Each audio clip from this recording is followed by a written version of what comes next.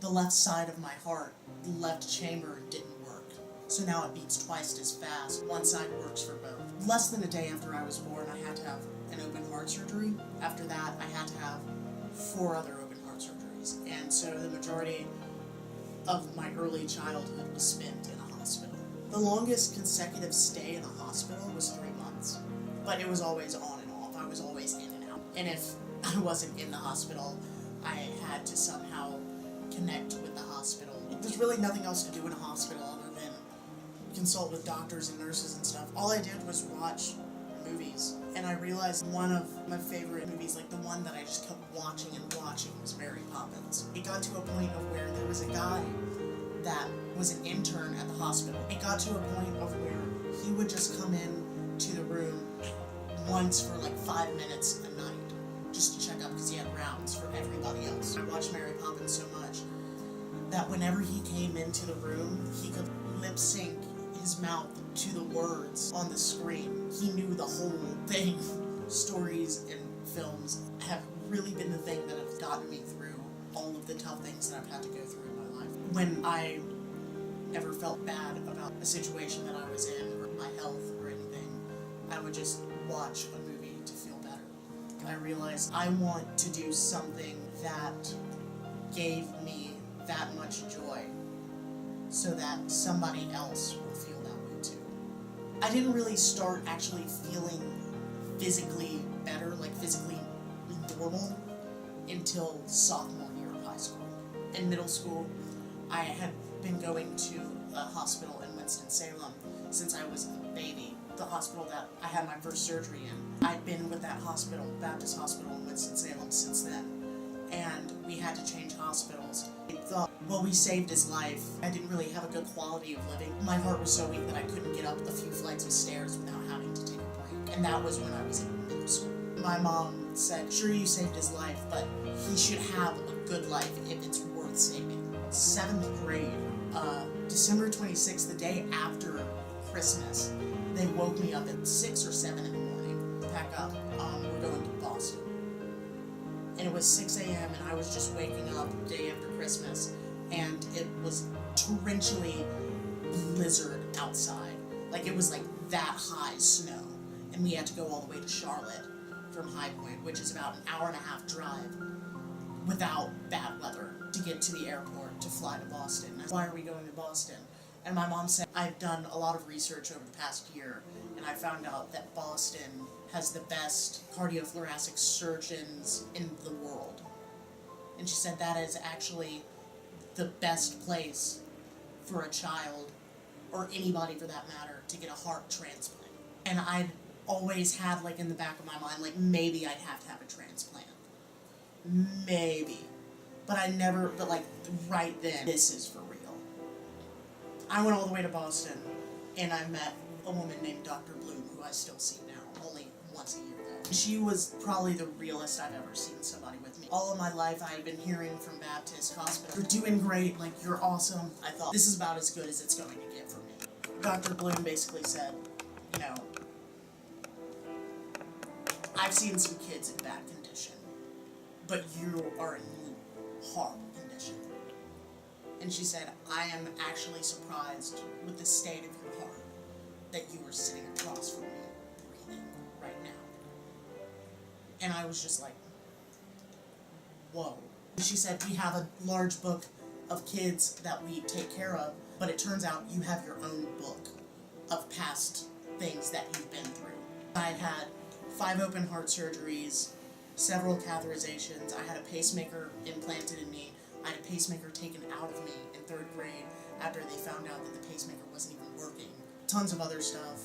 She said, sure, I get it. What they've done to you is amazing. How you've still been able to survive through all of this. They just haven't been taking care of you. She said, that's where I come in. Until summer, I had 3 days a week I had to go work out at a hospital. From 12 on to when I turned 13, I had been working out until I finally was able to get out of the program that they had at that hospital.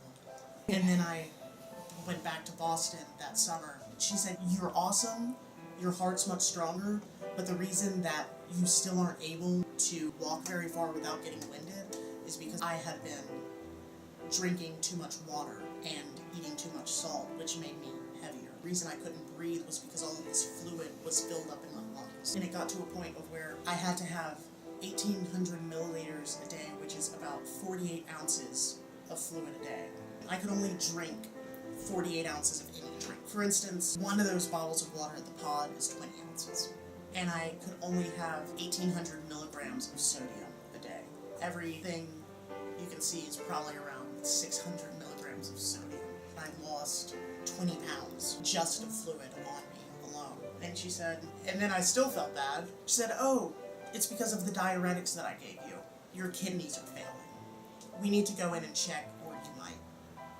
And they checked, they put me on medication to where, sure, it helped get this fluid off of me, but it was killing every other organ in the process. The medicine that they had was actually horrible for me. So they tried out new diuretics until I finally got a good balance. Senior year, I had a panic attack. I don't really know what caused it. I was in theater class, and I just started sweating profusely.